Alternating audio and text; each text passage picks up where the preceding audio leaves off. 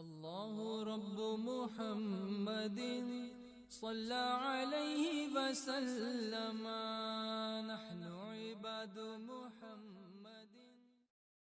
بسم اللہ الرحمن الرحیم نحمدہ ونصلی ونسلم علی رسولہ الکریم وآلہ واصحابہ الکرام اجمعین. رب اشرح لی صدری ویسر لی امری واحلل عقدۃ من لسانی یفقہوا قولی. آج کی نشست میں حضرت امام غزالی رحمۃ اللہ تعالی علیہ کا عطا فرمودہ، ان کا ارشاد فرمودہ ایک نسخہ سورۃ الفاتحہ کے حوالے سے عرض کروں گا. آپ نے فرمایا کہ اگر رزق کی تنگی ہو اور دشمنوں کا خوف ہو، دشمنوں کے غدر کا خوف ہو، ان کی مخالفت کا خوف ہو، وہ ایذا کے در پہ ہو اور اس کے ساتھ میں رزق بھی تنگ ہو، تو اس کے لیے سورۃ الفاتحہ کو اس خاص طریقے سے پڑھا جائے. فرماتے ہیں کہ پھر سورۃ الفاتحہ کو لازم پکڑو کہ اس میں سر عظیم ہے.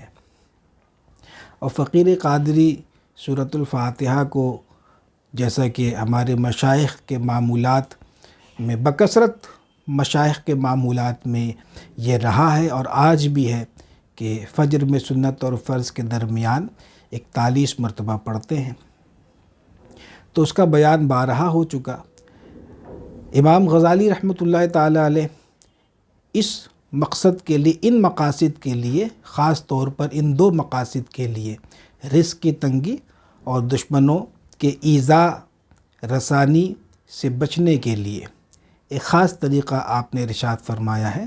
وہ یہ کہ 5 نمازوں میں اسے 100 مرتبہ پڑھنا ہے اور اس کی ایک خاص تعداد ہے ہر نماز کے بعد. ایسا نہیں کہ ایک ہی مرتبہ آپ جیسے ایک نشست میں 100 مرتبہ پڑھ کے فارغ ہو جائیں، نہیں، بلکہ اس کو اس خاص طریقے سے پڑھنا ضروری ہے.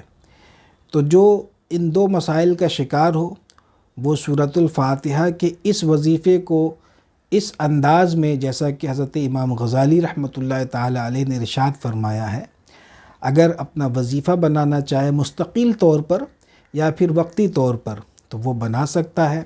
طریقہ یہ ہے کہ فجر کی نماز کے بعد سورۃ الفاتحہ کو 21 مرتبہ پڑھیں گے، ظہر کی نماز کے بعد 22 مرتبہ سورۃ الفاتحہ پڑھی جائے گی، ایسے ہی عصر کی نماز کے بعد 23 مرتبہ پڑھیں گے، مغرب کی نماز کے بعد 24 مرتبہ سورۃ الفاتحہ پڑھیں گے، عشاء کی نماز کے بعد 10 مرتبہ. یہ کل ملا کر کے 100 کی تعداد پوری ہو جائے گی. لیکن تعداد جیسے بتائے گئے پڑھنے کا جو عدد ہے 21، 22، 23، 24، فجر میں، ظہر میں، عصر میں، مغرب میں اس تعداد سے، اور عشاء میں 10 مرتبہ. اس طریقے سے بالکل کاؤنٹنگ صحیح رکھ کر کے پڑھیں گے، تعداد بالکل درست ہو، کم زیادہ نہ ہو. اگر ہم اس وظیفے پر مواظبت کریں گے تو انشاءاللہ تبارک و تعالی رزق کی تنگی ختم ہو جائے گی. پھر اس کے خواص میں ایک بڑی بات لکھتے ہیں کہ عالم غیب سے وہ کچھ پائے گا کہ خلق سے بے نیاز ہو جائے گا. یعنی اس وظیفے کی مواظبت اگر ہم کریں گے تو غیب سے ہمیں وہ کچھ ملے گا کہ ہم مخلوق سے بے نیاز ہو جائیں گے. ان کے سامنے ہاتھ پھیلانے سے، اپنی حاجت رکھنے سے اللہ تعالی ہمیں بے نیاز کر دے گا.